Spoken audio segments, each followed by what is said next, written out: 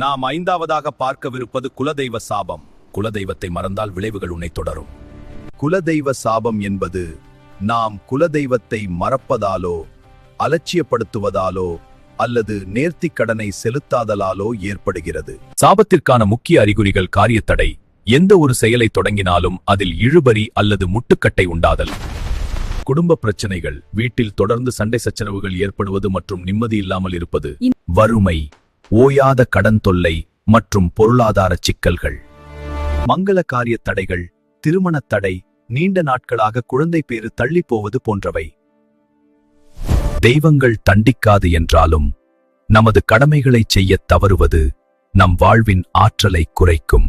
ஒருவருக்கு குலதெய்வம் பலமில்லை என்றால் அவருக்கு செய்யப்படும் மாந்திரீகம் பெருத்த சேதத்தை ஏற்படுத்தும்.